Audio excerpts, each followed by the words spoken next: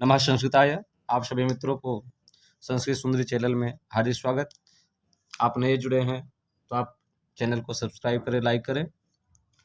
आइए आज हम समास को लेकर के आए हैं। सिर्फ एक ही वीडियो में आपका समास आज पूरा करेंगे। आइए बने रहेंगे, लंबा थोड़ा वीडियो हो जाएगा लेकिन आज के बाद समास आप नहीं भूलेंगे। देखिए सर्वप्रथम समास की व्युत्पत्ति को देख लेते हैं। तो है सम, अश और घय। सम उपसर्ग पूर्वक अश धातु से घय प्रत्यय करने से समास शब्द होता है। और उसके बाद आप देख लीजिए यहाँ पे समास किसे कहते हैं। तो समसनम समासः। समसनम का मतलब है संक्षिप्त करणम समासः। समसनम का मतलब है संक्षिप्त करना, अर्थात जिसके द्वारा पदों को संक्षिप्त किया जाए वो समास है। और एक दूसरा व्युत्पत्ति भी है, अनेक पदानाम एक पदी भवनम समासः, अर्थात अनेक पदों का एक पद हो जाना ही समास है। ओके, क्योंकि समास जो होता है ये दो पदों के बीच के विभक्ति का लोप हो जाता है। दो विभक्ति अलग अलग शब्दों में है, अगर दोनों को मिलाएंगे तो बीच की जो विभक्ति है उसका लोप हो जाता है। ठीक है। अगर समास में विग्रह की अगर बात करें तो इस विग्रह दो प्रकार का होता है, एक तो लौकिक विग्रह और दूसरा अलौकिक विग्रह। इसके बाद आइए हम समास के भेद पे आते हैं। देखिए ऐसे तो कई लोग अलग अलग माने हैं, कोई समास के भेद 4 मानते हैं, कोई 5 मानते हैं, कोई 6 मानते हैं, लेकिन मुख्य रूप से समास का जो भेद है वह 5 प्रकार का होता है। अव्ययी भाव, तत्पुरुष, द्वंद्व, बहुब्रीहि और केवल। अब ये अव्ययी भाव है क्या, इसको एक संक्षिप्त में पढ़ लेते हैं, फिर एक एक करके हम पढ़ेंगे। है पूर्व पद प्रधानो व्ययी भावः। यहाँ कुछ लोग पूर्व पदार्थ प्रधानो अव्ययी भावा भी कहते हैं। तो पूर्व पदार्थ प्रधानो अव्ययी भावा अर्थात जिस शब्द के पूर्व पद प्रधान हो वह अव्ययी भाव होता है। अव्ययी भाव में आगे हम विस्तार से पढ़ेंगे किस किस में अव्ययी भाव कैसे कैसे होता है। तत्पुरुष जो होता है उसका उत्तर पद प्रधान होता है, उत्तर पदार्थ प्रधानो तत्पुरुषः, और तत्पुरुष का भेद ही कर्मधारय है और कर्मधारय का भेद दिगु है। उसके बाद तीसरा समास होता है द्वंद्व। उभय पद प्रधानो द्वंद्वः या उभय पदार्थ प्रधानो द्वंद्वः, अर्थात उभय पदार्थ जिसका प्रधान हो वह द्वंद्व समास है। और बहुब्रीहि चतुर्थ है। तो अन्य पद प्रधानो बहुब्रीहि अथवा अन्य पदार्थ प्रधानो बहुब्रीहि, अर्थात जिसका अन्य पद प्रधान हो वह बहुब्रीहि होता है। और पंचमा होता है केवल समासः, विशेष संज्ञा विनिर्मुक्तः केवल समासः। तो इसका मतलब आप समझ गए कि अव्ययी भाव में पूर्व पद प्रधान होता है, तत्पुरुष में उत्तर पद प्रधान होता है, और द्वंद्व में दोनों पद प्रधान होता है, बहुब्रीहि में दोनों में से कोई नहीं पद प्रधान होता, कोई और अन्य पद जो होता है वो प्रधान होता है। और इन सब से जो बचा है ना वो केवल समास है, जिसकी कोई विशेष संज्ञा नहीं दी गई है। जैसे ये विशेष संज्ञा अव्ययी भाव, तत्पुरुष, द्वंद्व, बहुब्रीहि है, इस प्रकार के जिसकी विशेष संज्ञा नहीं दी गई है, कोई नाम नहीं कहा गया है, वो है केवल समास। तो आइए एक एक करके समास को पढ़ते हैं। सब प्रथम अव्ययी भाव। पूर्व पदार्थ प्रधानो अव्ययी भावः, अर्थात जिसका पूर्व पद प्रधान हो वह अव्ययी भाव होता है। इसके देखिए ट्रिक को याद रखिए, हमेशा आपको काम आएगा। क्या है, पूर्व पद अव्यय होगा यही प्रधान होगा। क्यों, जो पूर्व पद होगा वो अव्यय होगा। और कुछ लोग इसको उपसर्ग कह लेते हैं। देखिए उपसर्ग ही नहीं, उपसर्ग तो 22 ही होता है, अव्यय ज़्यादा होता है, तो सब उपसर्ग अव्यय होता है। तो ये नहीं कह सकते कि जिसके पूर्व पद में उपसर्ग हो वह अव्ययी भाव नहीं, जिसके पूर्व में अव्यय हो, जैसे यथा ये उपसर्ग नहीं है फिर भी ये अव्ययी भाव समास का उदाहरण है। ठीक है। दूसरे में है यह नित्य नपुंसक लिंग में होता है, जब भी बनेगा तो ये हमेशा नपुंसक लिंग में होगा। और क्या, इसका समस्त पद जो होता है इसको विशेष ध्यान में रखिए, समस्त पद इसका अव्यय होता है। जैसे आप उपगंगम बनाए तो उप उपसर्ग है और गंगम जो है वो नहीं है, लेकिन जब एक साथ मिला देंगे तो उपगंगम जो पूरा होगा ये पूरा का पूरा जो हो जाएगा आपका समस्त पद हो जाएगा, ये पूरे के पूरे अव्यय होंगे। अव्ययी भाव जो होता है 16 अर्थों में होता है कुल मिला करके। और क्या है, यह एक नित्य समास है और इसका अश्वपद विग्रह होता है। कई बार आता है नित्य समास का उदाहरण क्या है, तो आप लिखेंगे अव्ययी भाव, अश्व अव्ययी भाव में कैसा समास विग्रह होता है, तो आप लिखेंगे अश्वपद विग्रह।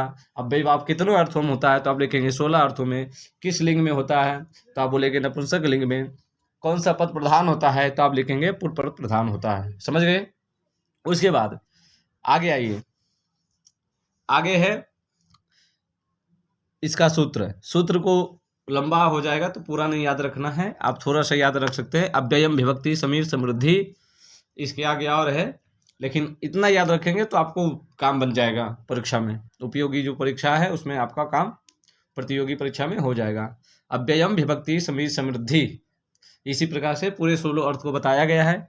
जिसे उदाहरण को हम आइए देखते हैं। उदाहरण इसका है अधि हरि।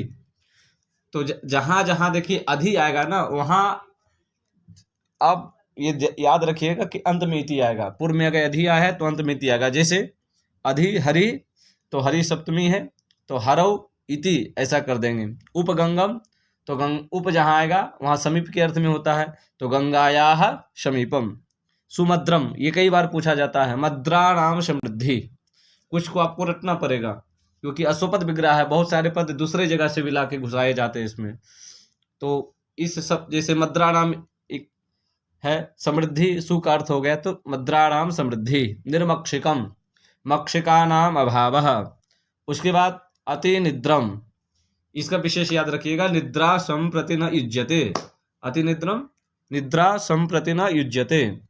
उसके बाद अडोह विष्णु, अणु विष्णोः, तो विष्णोः पश्चात। फिर अनुरूपम, तो यहाँ अनु का अर्थ बदल जाता है, यहाँ रूपस्य योग्यम, योग्यता के अर्थ में आता है। और आगे देखिए है प्रतिदिनम, ये जहाँ जहाँ प्रति शब्द आएगा वो विप्सा के अर्थ में होता है ना, बार बार। जैसे प्रतिदिनम, तो दिनम दिनम प्रति। यथाशक्ति शक्तिम अनतिक्रम्य। अनुज्येष्ठम, ज्येष्ठस्य आनुपूर्वेन, इसको ये भी विशेष है, इसको याद रखिएगा। उसके बाद सचक्रम, चक्रेण युगपद। और ससखी, सख्या सह, सक्षत्रम। और सत्रिणम, जैसे सत्रिणम भी कई बार पूछा जाता है, इसका मतलब है त्रिणम परित्यज्य। इसके बाद आइए दो विशेष सूत्र होता है जो अव्ययी भाव में लगता है, जिससे क्वेश्चन बनते हैं, क्योंकि वैकल्पिक है ना, ये थोड़ा विशेष है तो इस पर ज़्यादा ध्यान जाता है क्योंकि यहाँ कन्फ्यूजन क्रिएट होता है। एक सूत्र है नदीभिश्च। नदीभिश्च का मतलब है जहाँ संख्या के साथ नदी का योग हो वहाँ अव्ययी भाव समास होता है। आगे चल के आप जब दिगु पढ़ेंगे तो कन्फ्यूजन वहाँ होता है। जैसे वहाँ पंचगंगम दे देगा तो आप वो संख्या दे करके कुछ लोग द्विगु की ओर दौड़ते हैं, लेकिन नहीं, पंचगंगम में जो है वो अव्ययी भाव समास है, क्योंकि पंच ये संख्या है और गंगा एक नदी है। संख्या और नदी का जहाँ योग हो वहाँ नदी भिष्टा सूत्र के द्वारा अव्ययी भाव समास है। उसी तरह से द्वियमुनम, यहाँ द्वि संख्या है और यमुना नदी है, इसलिए यहाँ समास होगा अव्ययी भाव। और कुछ दो तीन और पूछे जाते हैं, उसको याद कर लीजिए। आजीवनम, आजीवनम का मतलब है जीवन भर ना। यहाँ ये भी आंग उपसर्ग यहाँ होता है, उसमें आंग के अंगार का जो होता है लोप हो जाता है तो आ बचता है, तो आजीवनम तो जीवन भर। उसके बाद है आमरणम, मरते दम तक। नहीं कोई कहता है कि मरते दम तक नहीं भूलेंगे, जीवन भर तुमको नहीं भूलेंगे या जीवन भर याद नहीं करेंगे, ऐसा हम बोलचाल की भाषा में प्रयोग करते हैं। तो आजीवनम, आमरणम, यथा शक्ति, तथा भक्ति, ये सब जो है ये सब में जो है अव्ययी भाव समास है। और एक है पारे गंगम। पारे गंगम का मतलब है गंगा के पार तक ना, बताओ गंगा के पार तक, इसमें भी समास होगा अव्ययी भाव। और एक विशेष और सूत्र है संख्या वंशेन। संख्या वंशेन कहता है कि संख्या के साथ अगर वंश का किसी का अगर बोध हो तो उसमें अव्ययी भाव समास होता है। जैसे त्रिमुनि, त्रि एक संख्या है और मुनि एक वंश है, तो त्रिमुनि में समास होगा अव्ययी भाव। द्विमुनि, द्वि एक संख्या है और मुनि एक वंश है, तो द्विमुनि में समास होगा आप क्या अव्ययी भाव। इसको विशेष आप ध्यान रखिएगा। नदीभिश्च और संख्या पूर्वेन, इसको विशेष रूप से ध्यान रखिएगा, अधिक से अधिक यहीं से क्वेश्चन बनता है। तो आपका ये क्लियर हो गया होगा अव्ययी भाव ना। आइए हम अगले समास की ओर बढ़ते हैं। अगला समास है तत्पुरुष ना। उत्तर पदार्थ प्रधानो तत्पुरुषः। इसका एक सूत्र विशेष याद रखिए, परवल लिंगम द्वंद्व तत्पुरुषयोः।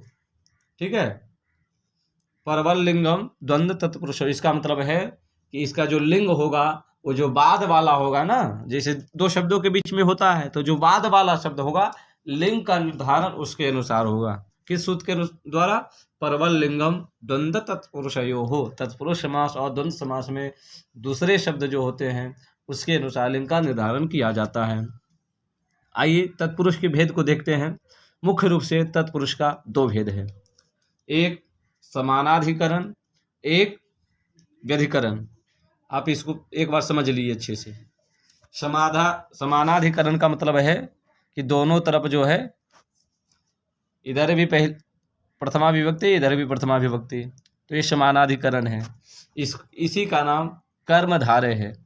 और इस कर्मधारय का भी एक और उपभेद होता है जिसको हम द्विगु नाम से जानते हैं। समझ में आ गया? अब देखिए, ये जो है व्यधिकरण है दूसरा।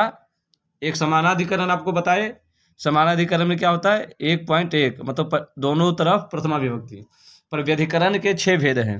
द्वितीया तत्पुरुष, तृतीया तत्पुरुष, चतुर्थी तत्पुरुष, पंचमी तत्पुरुष, षष्ठी तत्पुरुष और सप्तमी तत्पुरुष। इसमें क्या होता है, जैसे द्वितीया हम बोले तो यहाँ होगा पहले शब्द में द्वितीया विभक्ति लगेगी और दूसरे में प्रथमा लगेगी। अगर तृतीया तत्पुरुष है तो पहले में तृतीया विभक्ति होगी और दूसरे में प्रथमा विभक्ति होगी। और से हम चतुर्थी विभक्ति बोलेंगे तो पहले में चतुर्थी विभक्ति और बाद में प्रथमा विभक्ति। उसी प्रकार से पंचमी, षष्ठी और सप्तमी सभी में प्रथम जो शब्द होगा उसमें क्रम से वही विभक्ति होगी, इसीलिए उसका नाम उस प्रकार से पड़ा है, द्वितीया, तृतीया और चतुर्थी की।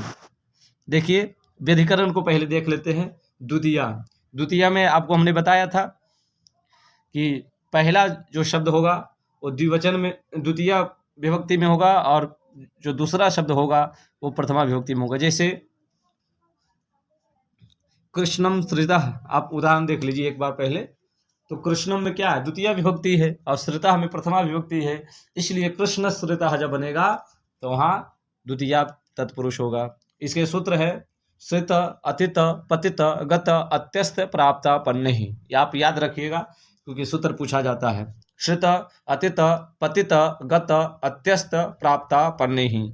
उदाहरण में देखेंगे, अर्थात श्रित अतित पतित गत अत्यस्त और प्राप्त और आपन्न शब्द के योग में द्वितीया विभक्ति होती है। और द्वितीया विभक्ति जहाँ लगेगी तो क्या हो जाएगा? द्वितीया तत्पुरुष हो जाएगा ना। श्रित अतित पतित गत अत्यस्त प्राप्त आपन्न के योग में जब प्रथम शब्द में द्वितीया विभक्ति होगी तो वो द्वितीया तत्पुरुष हो जाएगा। जैसे कृष्णम श्रितः, कृष्ण श्रितः, जब इसकी व्युत्पत्ति करेंगे तो कृष्णम क्योंकि द्वितीया है तो द्वितीया का एक वचन है कृष्णम, श्रितः प्रथमा विभक्ति का है तो कृष्णम श्रितः। उसी तरह से भयापन्नः, आपन्न का देख लीजिए। लोकातीतः, लोकम अतीतः, लोकातीतः। कूपम पतितः, कूप पतितः। यहाँ एक चीज विशेष ध्यान रखिएगा, आपको बता दें, ये जो कूपम पतिता है ना, यहाँ द्वितीया तत्पुरुष है, लेकिन वही वृक्षम पतितः या स्वर्गात पतितः जब करेगा, स्वर्ग पतितः में करेंगे तो यहाँ पंचमी होगा, और जब कूप पतितः करेंगे तो यहाँ द्वितीया होगा। कारण क्योंकि यहाँ जो है स्वर्ग पतिता में स्वर्ग से गिर रहा है ना, तो स्वर्ग से अलग हो रहा है, और जहाँ जुदाई का अर्थ हो, अलग का भाव हो, वहाँ पंचमी होती है। जैसे वृक्ष पतिता तो वृक्ष से गिर रहा है तो वृक्ष से अलग हो रहा है, लेकिन कूप पतिता जब है तो कूप में जब गिर रहा है तो कूप से अलग नहीं हो रहा है, कूप में मिल रहा है, इसलिए कूप पतिता में द्वितीया तत्पुरुष होगा और वृक्ष पतिता स्वर्ग पतिता में पंचमी तत्पुरुष होगा। ये विशेष ध्यान रखिएगा। उसी प्रकार से ग्राम गतः, तो ग्रामम गतः, तो ग्रामम गतः में क्या होगा? गांव गया, मतलब गांव से दूर नहीं हुआ, गांव में मिला ना, तो यहाँ द्वितीया तत्पुरुष है। लेकिन वही आपको कह दे कि ऐसे कह दे कि ग्रामागतः, तो क्या हो गया, ग्रामा आगतः, तो ग्राम से जब आया तो क्या हो गया, ग्राम से जुदाई हो गया, गांव से अलग हुआ। तो यहाँ ग्रामागतः में पंचमी तत्पुरुष होगा, जबकि ग्रामगतः जब होगा तो वहाँ द्वितीय तत्पुरुष होगा। इसका आप ध्यान रखिएगा। आइए आगे बढ़ते हैं। तृतीया पुरुष, इसका सूत्र है तृतीया तत्कृतार्थेन गुणवचनेन, तृतीया तत्कृतार्थेन गुणवचनेन, मतलब पूर्व सदृश समानात् कलह निपुण मिश्र सुलक्षणी, मतलब पूर्व के योग में सदृश समानार्थ कलह निपुण मिश्र और सुलक्षण आदि के योग में तृतीया विभक्ति होगी। तृतीया में क्या होगा, 3 1, मतलब प्रथम शब्द में तृतीया विभक्ति होगी और दूसरे वाले जो पद होगा उसमें प्रथमा विभक्ति होगी। जैसे क्या है, संकुलया खंड, तो संकुला खंड हो गया। क्यों संकुला खंडा, क्योंकि संकुलया तृतीया है, और इधर खंड संकुलया खंड। और इसे जैसे मास पूर्वा है तो व्युत्पत्ति क्या करेंगे, तृतीया में बनाइए, मास को क्या होगा, मासेन, और पूर्वा का प्रथमा होगा तो पूर्वः मासेन पूर्वः। उसी प्रकार से पितृसदृशः, और पितृ का तृतीया में जाएंगे तो क्या बनेगा, पित्रा, और सदृश का प्रथमा तो सदृशः, तो पित्रा सदृशः। उसी तरह से वाक् कलह, तो वाक् का याद रखिए कि वाचा बनता है तृतीया में, तो वाचा कलह। और इसका एक सूत्र और है, याद रखिएगा, आपने कारक में पढ़ा होगा, जटाभि तपसा हेनांग विकारः, मतलब अंग का विकार का जहाँ भाव हो वहाँ भी तृतीया तत्पुरुष होता है। जैसे नेत्रहीनः, तो नेत्र का तृतीया आप कर दे तो नेत्रेण हीनः। उसी प्रकार से पाद खंजः, तो पाद का जब तृतीया एक वचन में क्या होगा, पादेन खंजः। उसके बाद आचार निपुणः, तो क्या हो जाएगा, आचारेण निपुणः, मतलब आचार से निपुण। पर याद रखिए यहाँ फिर एक महत्वपूर्ण बात है, जब आचार निपुणः आएगा, ये देख रहे हैं आचार निपुणः जब आएगा तो आचारेण निपुणः इसका व्युत्पत्ति होगी, क्योंकि आचार से निपुण है। पर अगर कार्य निपुणः आ जाए तो यहाँ तृतीया नहीं होगी, यहाँ सप्तमी होगा, क्योंकि कार्य यहाँ आचार से निपुण है ना, तो से का भाव आ रहा है तो तृतीया होगी। पर यहाँ क्या है, कार्य निपुणः, तो कार्य से निपुण नहीं होगा, कार्य में निपुण होगा ना, तो में का भाव आने के कारण यहाँ कार्य निपुण होगा, और इसलिए यहाँ क्या हो जाएगा, सप्तमी तत्पुरुष हो जाएगा। तो याद रखिए आचार निपुणः में तृतीया तत्पुरुष और कार्य निपुणः में सप्तमी तत्पुरुष है, याद रखिएगा। उसके बाद हरि त्राता, तो हरि का तृतीया जाइए तो हरिणा, और त्रातः का त्राता ही रह जाएगा, क्योंकि दूसरे वाले में कुछ बदलना ही नहीं है। सिर्फ इतना याद रखिए, जब तृतीया तत्पुरुष करना है तो जो पहले शब्द लिखा है उसको तृतीया में कर देना है बस, और दूसरे को कुछ नहीं करना है। जैसे आचार निपुणः, तो आचार निपुणः को निपुणः ही रहने दीजिए, आचार को तृतीया कर दीजिए तो आचारेण। जैसे हरि त्राता है तो त्राता को त्राता ही रहने दीजिए, हरि को हरिणा कर दीजिए तृतीया। जैसे नख भिन्ना है तो भिन्ना को वैसे ही रहने दीजिए, और जो नख है तो उसका तृतीया कर दीजिए तो नख ही, क्योंकि एक नख तो होता नहीं है, कम से कम तो 20 तो होते ही हैं नख, तो बहुवचन में कर दीजिए नखैः भिन्नाः, नख भिन्नः। इस प्रकार से आप तृतीया, बहुत आसान से, कुछ नहीं करना है, बस पहले शब्द को तृतीया में बदल देना है, बस इतना ही करना है, आप बहुत अच्छे से कर ले जाएंगे, मुझे जहाँ तक विश्वास है।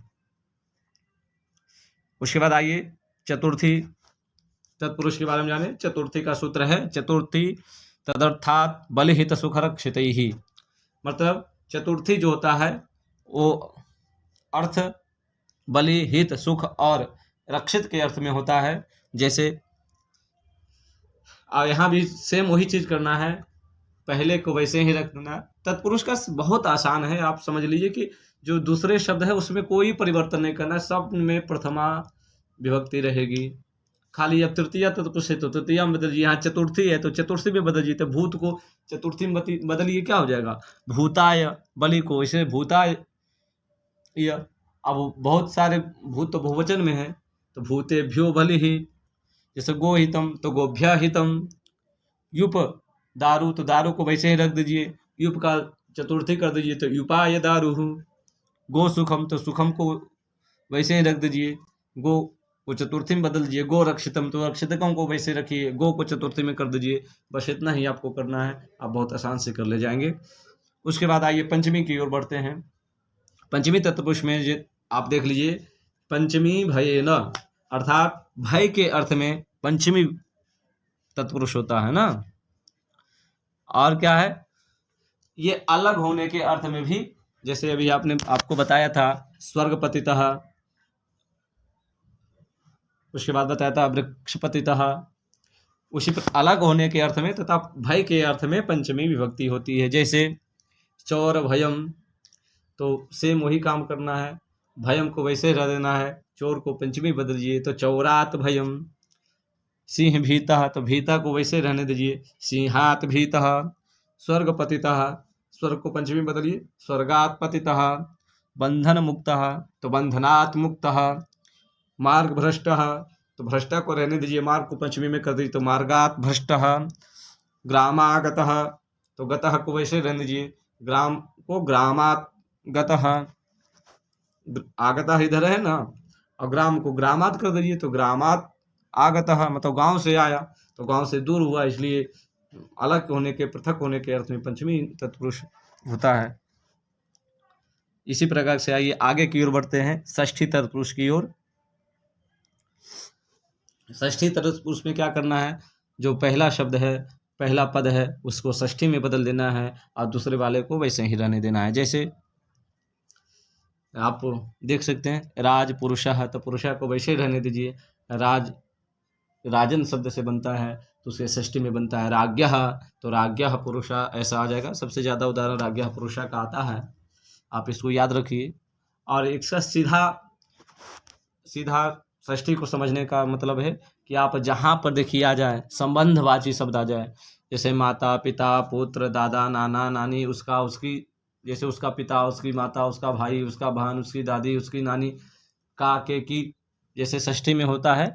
आप कोई भी संबंध संबंधित हो जाए, जैसे यहाँ पुरुष है तो किसका पुरुष, तो राजा का पुरुष, तो राज्ञः पुरुषः। और राजमाता, तो माता को वैसे राज को राज्ञः माता हो जाएगा। जैसे सीतापति, तो पति को वैसे ही रहने दीजिए, सीता का षष्ठी कर दीजिए तो सीतायाः पति ही ना। गंगा जलम, मतलब गंगा का जल, तो जलम को वैसे रहने दीजिए तो गंगा का षष्ठी कर दीजिए तो गंगायाः जलम। इस प्रकार से आप षष्ठी को बहुत आसान से बना सकते हैं। उसके बाद आइए सप्तमी विभक्ति की ओर बढ़ते हैं। सप्तमी तत्पुरुष जो है उसमें क्या होगा, पहला पद सप्तमी में बदला जाएगा और दूसरा पद प्रथमा में ही रहेगा। जैसे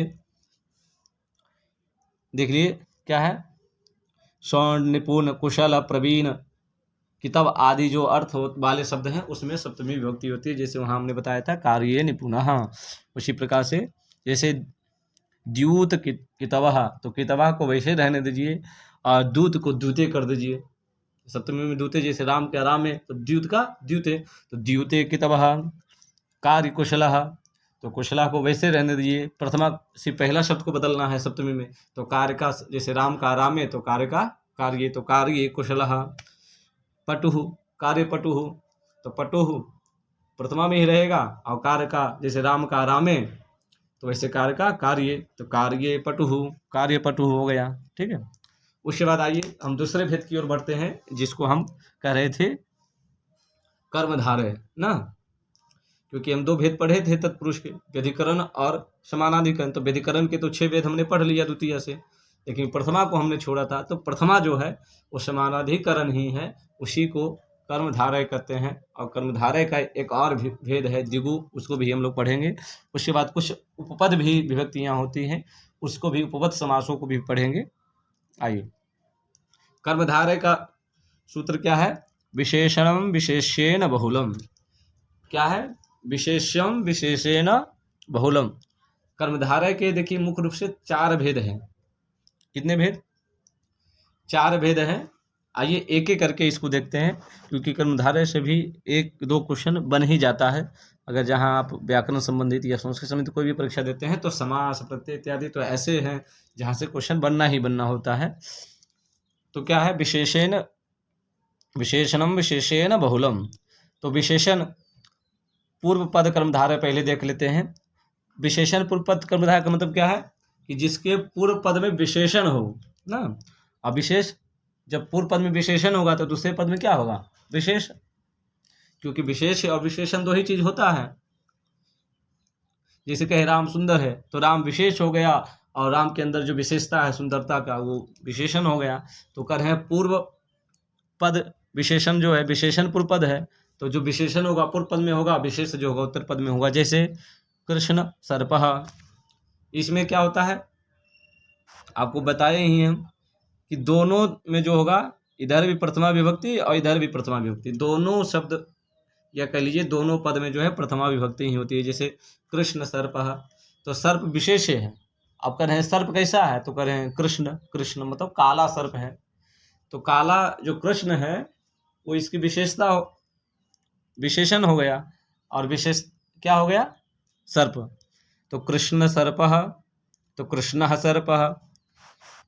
हाँ, इसमें एक चीज विशेष याद रखिएगा कि जहाँ महाशब्द आएगा ना, महाशब्द में आपको फंसाया जा सकता है, क्योंकि महाशब्द आपको पहले ही बताए प्रबल लिंगम द्वंद्व तत्पुरुषय हो, इसका लिंग का निर्धारण दूसरी तरफ से दूसरे पद के अनुसार होता है।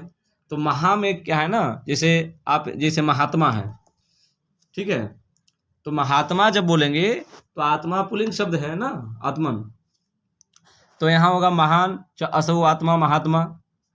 पर अगर महानदी कहे तो नदी तो पुल्लिंग है नहीं, तो वहाँ महान नहीं होगा, वहाँ होगा महती, महती च असो नदी या महती नदी।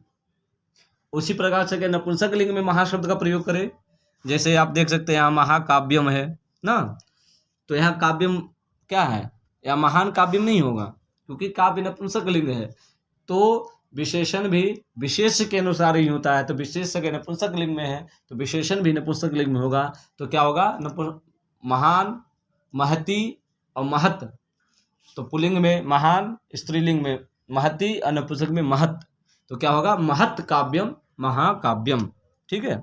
उसी प्रकार से श्वेत वस्त्रम, महाकवि, महाराजा, नील कमलम इत्यादि बहुत सारे उदाहरण हैं, आप इसको एक बार देख लीजिएगा। उसके बाद दूसरे कर्मधारय का जो भेद है वह है उपमान पूर्व पद कर्मधारय, मतलब उपमान जो है वो पूर्व पद में रहता है, ऐसे कर्मधारय की चर्चा कर रहे हैं। जैसे देखिए घन श्यामः, ये क्या उपमान क्या है कि कैसा घन कैसा है, घन की तरह श्याम है ना। उपमान का मतलब क्या होता है कि उसकी तुलना करना ना, तो कैसा है, तो घन इव श्यामः, तो श्याम जो है वो घन के समान है ना। नवनीत कोमलम, मतलब नवनीत का मतलब मक्खन की तरह कोमल। विद्युत चंचला, मतलब बिजली की तरह चंचल। तो क्या है, विद्युत जो है उपमान है और पूर्व पद में है, तो इसलिए इसका नाम उपमान पूर्व पद कर्मधारय रखा गया।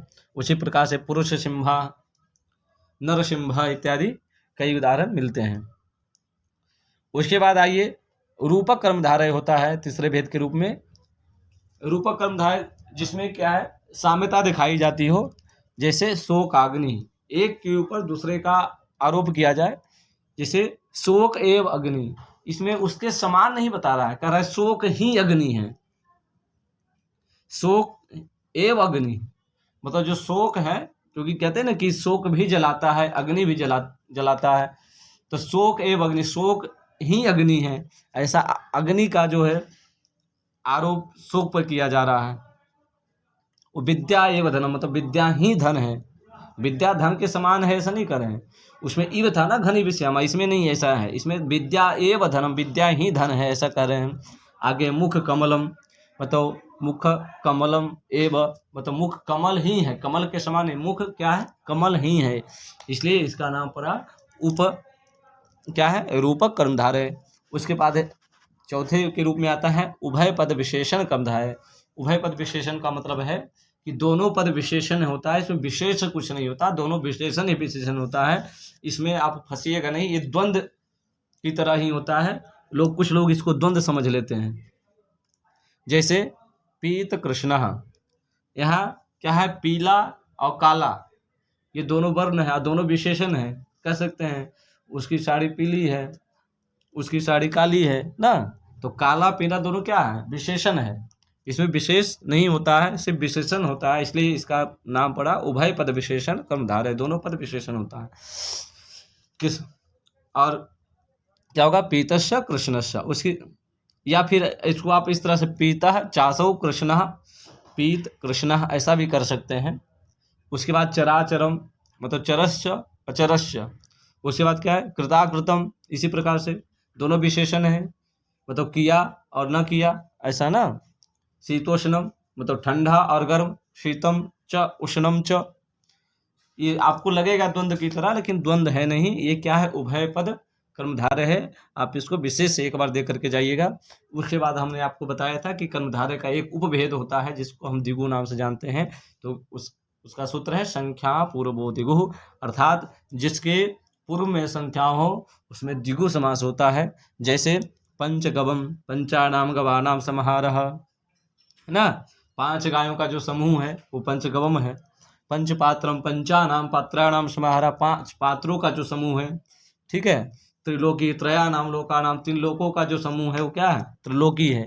त्रिभुवनम इत्यादि बहुत सारे उदाहरण हैं, लेकिन आप ध्यान रखिएगा, आपको पहले हमने अव्ययी भाव में बताया है कि जो पंचगंगम है, द्वियमुनम है, त्रिमुनि है, द्विमुनि है, ये सब अव्ययी भाव के उदाहरण है, क्योंकि हमने सूत्र बताया था नदी भिषा और संख्या वंशेन। आप ये दोनों को विशेष ध्यान रखिएगा, आपको यहाँ आकर के आप मिलाइएगा नहीं, ये अलग है। तो आप कर्मधारय के जो भेद है ना, उभय पद प्रधान, उसको द्वंद्व से थोड़ा सा अलग करके रखिएगा, और ये जो दिगु है इसको अव्ययी भाव से थोड़ा सा अलग करके रखिएगा, क्योंकि दोनों मिलता जुलता आपस में लगता है। आइए आगे हम देखते हैं कुछ और उदाहरण जो है दिगु के हैं।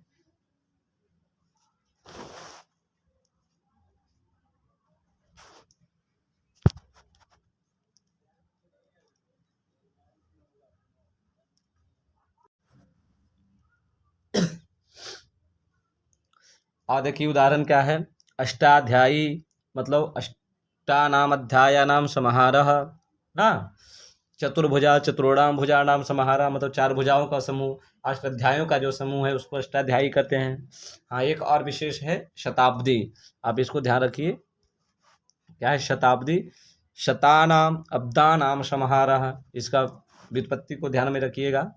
शतानाम अब्दानाम समाहारा, इसका विग्रह ये है, तो शताब्दी। उसके बाद त्रिवेणी है, त्रिवेणी क्या है, स्त्रीलिंग है ना, तो तिसृणाम बेणी नाम समाहारा, 3 बेनियों का जो समूह है वो त्रिवेणी है। उसी नवरात्रम नवा नाम रात्रि नाम समाहारा, नवरात्रम होता है, ठीक है।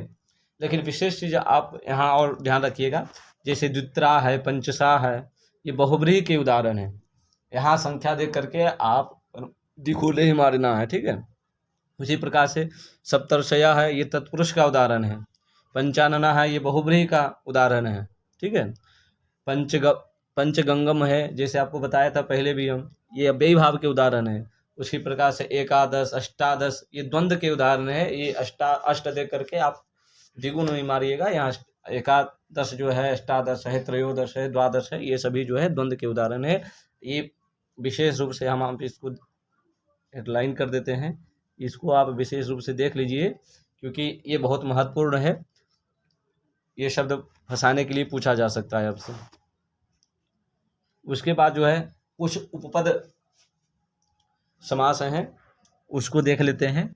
ये तत्पुरुष के अंतर्गत ही गिने जाते हैं। जैसे नई समास है ना, नई तत्पुरुष, नई का मतलब होता है जहाँ अवाद हो, जहाँ बाद हो उसका न, जैसे अस्वस्थता, न स्वस्थता, जो स्वस्थ नहीं है वो अस्वस्थ है ना। अब्राह्मण, न ब्राह्मण, जो ब्राह्मण नहीं है वो अब्राह्मण है। न अश्व, जो अश्व नहीं है वो अनश्व है ना। अनीश्वर, न ईश्वर, जो ईश्वर नहीं है वो अनीश्वर है। इस प्रकार से अकृतम, न कृतम, अकृतम, जो जिसने नहीं किया वो अकृतम है। इस प्रकार से नए तत्पुरुष का उदाहरण दिया गया। उसी प्रकार से प्रादि तत्पुरुष भी होता है, जिसमें कु और सु का ज़्यादा प्रयोग होता है। जैसे कुपुरुषः मतलब कुत्सितः पुरुष, खराब पुरुष ना, बुरा।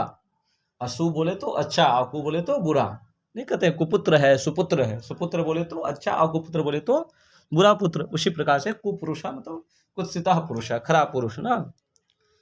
कुराजा कुत्सिता राजा, कुपुत्रा तो कुत्सिता पुत्र। ठीक है, लेकिन कुपुरुषा है तो परादि तत्पुरुष होगा। लेकिन किम पुरुषा है तो आप ये जान लीजिए वहाँ कर्मधारय होगा। वहाँ पे जो है कुपुरुषा की तरह प्रातिपदिक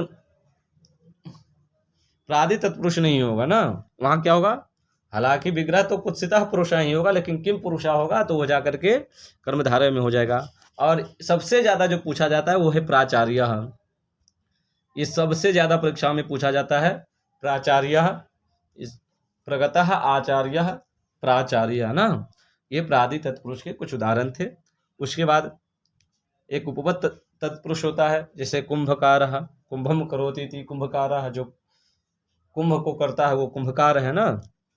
उर्गा बिहगा दिन करह, धर्मज्ञ शंकरा इत्यादि बहुत सारे उदाहरण है उपपद तत्पुरुष के। उसके बाद एक और समास होता है, उसको अलुक समास कहते हैं, जिसमें लुक नहीं दिखाए, जो लुक होता है ना वो होता नहीं है। जैसे युधिष्ठिरा युधिष्ठिरा, यहाँ जो है हम क्या बोले कि समास में जो है लोप हो जाता है ना विभक्ति का, बीच की विभक्ति, लेकिन यहाँ बीच की विभक्ति अलुक होती है, लुक नहीं होती है, मतलब लोप नहीं, अदर्शन नहीं होती है, दिखती है। जैसे युधिष्ठिरा, युधिष्ठिरा मतलब युधे जो है ना ये सप्तमी, इसका लोप हो जाना चाहिए ना, लेकिन युधे का जो सप्तम्यंत है इस पद का लोप, सप्तमी विभक्ति का यहाँ लोप नहीं होता है, इसलिए इसको अलुक तत्पुरुष कहते हैं। उसी प्रकार सरसिजम, अभ्यासादगतः, खेचरा इत्यादि इसके उदाहरण हैं। उसके बाद आइए हम द्वंद्व को देखते हैं। क्या है द्वंद्व? उभय पदार्थ प्रधानो द्वंद्व ना। क्या है? जिसके दोनों पद प्रधान हो वो द्वंद्व समास होता है। इसका सूत्र क्या है? चार्थे द्वंद्व। और एक सूत्र और याद रखिएगा जो हम तत्पुरुष में पहले बता दिए थे, परवल लिंगम द्वंद्व तत्पुरुषयो हो, इसका भी लिंग का निर्धारण जो होगा क्या होगा, दूसरे शब्द जो होगा ना, दूसरा वाला जो पद होगा उसके अनुसार किया जाएगा। द्वंद्व के देखिए मुख्यतः ऐसे दो भेद हैं, कुछ लोग इसको तीन भी मानते हैं, कुछ लोग एक शेष द्वंद्व को भी भेद मानते हैं, लेकिन मुख्य रूप से इतरेतर और समाहार के रूप से दो प्रकार का बताया गया है। जैसे उदाहरण में आप देख लें, इतरेतर के उदाहरण आप देख लें, सीता रामो ना, सीता रामो, तो सीता का सीता ही रह जाएगा, और इसमें रामो क्यों हुआ? क्योंकि बोले थे लिंग का निर्धारण दूसरे के तरफ से, तो सीता राम दो हुए, तो राम का द्वितीय कर दो, तो राम का राम रामो, तो सीता रामो, सीता च रामस्य। उसी प्रकार से राम सीते, यहाँ जब पलटे तो यहाँ दूसरा पद में क्या है? सीता दूसरे पद में, तो अब जो विभक्तियां लगेगी सीता के अनुसार लगेगी, तो राम का राम ही रह जाएगा, तो रामस्य सीतास्य इसका तो हो गया, और राम सीते इसलिए हो जाएगा क्योंकि सीता सीते सीता, लता लते लता जैसे बनता है, तो ये सीते जो है ये द्विवचन का है, तो राम सीते, तो रामस्य सीता च राम सीते। उसी प्रकार से राम कृष्ण, तो रामस्य कृष्णस्य। धर्म अर्थो, तो धर्मस्य अर्थस्य, इसमें दोनों शब्द में खाली बीच में च च का योग कर देना है। राम लक्ष्मण, तो रामस्य लक्ष्मणस्य। राम ईश्वर कृष्ण, तो ईश्वरस्य कृष्णस्य। हरिहरो हरिश्च हरश्च हरिहरो हरिहर गुरवः, तो हरिश्च हरश्च गुरुश्च हरिहर गुरवः ना। उसी प्रकार से और एक विशेष आप देखिए, जयापति जमपति और दंपति, ये तीनों शब्द हैं, ठीक है। जयापति जमपति और दंपति, और तीनों का जो है विग्रह एक ही होता है, जया च पति च, ठीक है, जया च पति च। और यह ध्यान रखिएगा तीनों में दीर्घ जो पति होगा ना दीर्घ होगा, क्यों कि एक जया और पति दो, तो हरि हरि हरि द्विवचन में करेंगे तो कैसे बनेगा? दीर्घ हरि बनता है ना, तो हरि ओसे पति पति, तो जया पति जम पति दम पति, कई बार दंपति दे देगा, तो आप वहाँ जब फंस जाएंगे, वहाँ जया नहीं आप सोचेंगे, वहाँ आप कुछ दया च पति देगा, कुछ और आपको ऑप्शन देगा, तो आप इधर देखिएगा जमपति हो चाहे दमपति हो चाहे जयापति हो, यहाँ जो होगा विग्रह जया च पति चह यही होगा। ठीक है। उसके बाद दूसरे वेद के रूप में आते हैं समाहार के पास। तो क्या है, समाहार के बारे में विशेष जान लीजिए कि यह नित्य नपुंसक लिंग में होता है और यह समूहों का बोध करवाता है और सर्वदा एक वचन में होता है। क्या होता है, नित्य नपुंसक लिंग एक वचन में होता है और समूह का बोध करवाने वाला होता है। जैसे पानी च पादौ च तेषाम समाहारा, मतलब हाथ पैरों का जो समाहार है इकट्ठा, वो क्या होगा, पाणी पादम। उसी प्रकार से रथिका अश्व आरोहणम, तो रथिका च अश्वारोहणम च तेषाम समाहारा। अहिनश्च नकुलश्च तेषाम समाहारा अहिनकुलम। उसी का संज्ञा च परिभाषा च तेषाम समाहारा, तो संज्ञा परिभाषा।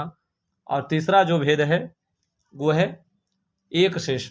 एक शेष में क्या होता है, दो के साथ एक ही बचता है। जैसे आपने माता पिता बोला, तो माता पिता आप जानते हैं स्त्री पुरुष, माता को क्या कहा जाता है कि पति का पिता का वो आधा अंग होती है ना, और पिता उसका अंगी होता है, तो दोनों मिला करके क्या बनेंगे, एक ही बनेंगे। उसी प्रकार से माता च पिता च दोनों को मिलाएंगे तो पितरो बनेगा।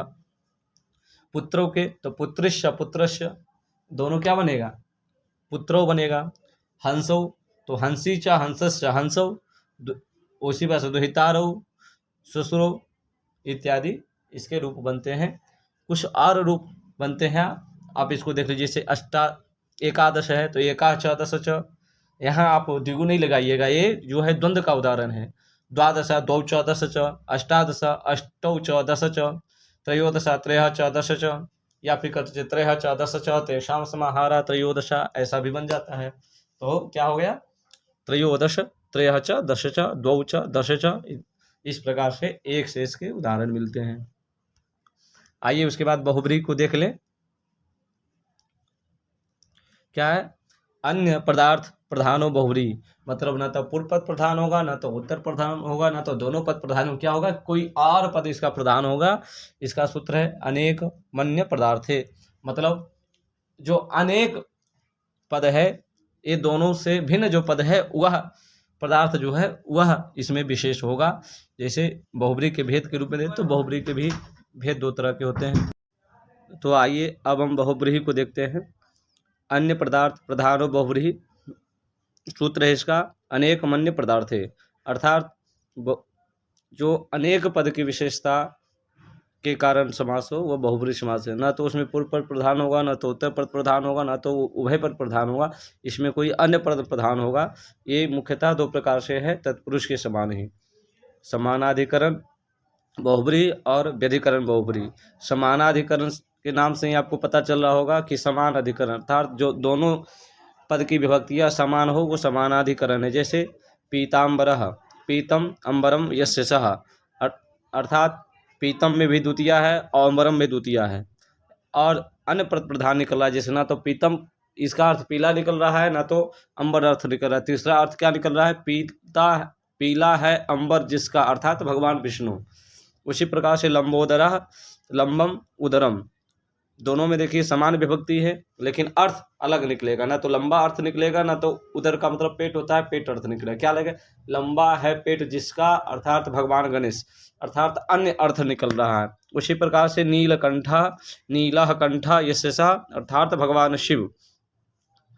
उसी प्रकार से जितेंद्रियः शुक्लांबरः दशाननः प्राप्तोदकः यशोधनम पंचाननः गजाननः कमलासनः इत्यादि उदाहरण इसके होंगे। अब आइए देखते हैं बहुब्रीहि का दूसरा रूप जो व्यधिकरण बहुब्रीहि है। इसमें क्या है, दोनों पद में विभक्तियां अलग अलग होगी, इसलिए इसका नाम व्यधिकरण हुआ। जैसे चक्र पानी, उदाहरण लें, चक्रम पाणौ यस्य सः, यहाँ क्या है, चक्रम में द्वितीया है, पाणौ में सप्तमी है, अर्थात अन्य अर्थ यहाँ निकल रहा है। ना तो चक्र अर्थ निकलता है, ना तो हाथ अर्थ निकल रहा है। निकल क्या रहा है, चक्र है हाथ में जिसके, अर्थात वैसे भगवान विष्णु। ठीक है। उसी प्रकार से मृग नयन मृग इव नयनम स्याह सा, मतलब मृग के समान नयन है जिसका। ठीक है। चंद्रकांति ही, गदा पानी इत्यादि इसके उदाहरण हैं। और व्यधिकरण में ही और दूसरे तरह का जो कई प्रकार का है, 3-4 प्रकार का व्यधिकरण तत्पुरुष है। दूसरे में है क्या है, व्यतिहार बहुब्री, जिसमें व्यतिहार किया, जैसे देखिए केशा केसी, क्या है, केशा केसी, केशेषु गृहीत्वा इदम युद्धम प्रवृत्तम। तो केस, वो गांव में देखते हैं ना केस, वो झोटा झोटा पकड़ के लड़ते हैं लोग, एक उसके बाल पकड़ते हैं, दूसरी औरत उसकी बाल पकड़ती है ना, और फिर दोनों लड़ाई करती है। तो केशेषु गृहीत्वा इदम युद्धम प्रवृत्तम, वह क्या होता है, केशा केसी। उसी प्रकार से मुष्टा मुष्टि, मुष्टिभिश्च प्रहृतम इदम युद्धम प्रवृत्तम। तो मुक्का जो मारते हैं ना, एक फाइट वो मारा, एक फाइट वो मारा, इस प्रकार से इसको मुष्टा मुष्टि कहते हैं। उसी प्रकार से दंडा दंडी है, हस्ता हस्ती है। इस प्रकार से व्यतिहार बहुब्री के कुछ उदाहरण है। उसके बाद व्यधिकरण बहुब्री के तीसरा उदाहरण मिलता है तुल्य योग बहुब्री, जैसे सभार्या, क्या है, भार्या सहिता यथा भार्या सह, स सीता मतलब सीतया सह, सपुत्र पुत्रेर सहिता, सपरिवार परिवारेर सहिता। इसमें क्या, सह से अर्थ सहित मतलब साथ, जैसे स सीता मतलब सीता के साथ, अर्थात भगवान राम की बात हो रही है ना। सा अर्जुन मतलब अर्जुन के साथ, अर्थात भगवान कृष्ण की बात हो रही है ना। और कुछ अन्य उदाहरण है, जैसे हम वहाँ द्वंद्व के समय आपको बताए थे कि द्वित्राः पंचशाः ना, यु जानिहि अपुत्रः चित्रगुः। अपुत्रः बहुत बार पूछा गया है एग्जाम में, क्योंकि कुछ लोग न पुत्रः पुत्र ऐसा विग्रह करके नए लगाने का प्रयास करते हैं, जो कि बिल्कुल ही गलत है। यहाँ क्या होगा, अविद्यमानो पुत्रः यस्य सः, जिसका पुत्र नहीं हो ना, अविद्यमानो पुत्र यस्याः सः, मतलब जिस औरत का कोई पुत्र है उसको क्या कहते हैं, बांझ कहते हैं, या निर्वंश, ऐसा कुछ गांव में गालियां वगैरह प्रयुक्त करते हैं ना, जिनको पुत्र नहीं होता है, तो क्या है, उसका नाम है अपुत्रः, अर्थात अनर्थ निकलता है। इस प्रकार से बहुब्री समास है। दोस्तों आज आपका समास यही समापन होता है। अगर आपने इसे एक शब्द भी सीखा है तो आप जरूर उसको लाइक करें, सब्सक्राइब करें, और नए नए वीडियो के लिए हमसे जुड़े रहें। दोस्तों आज इतना ही, धन्यवाद।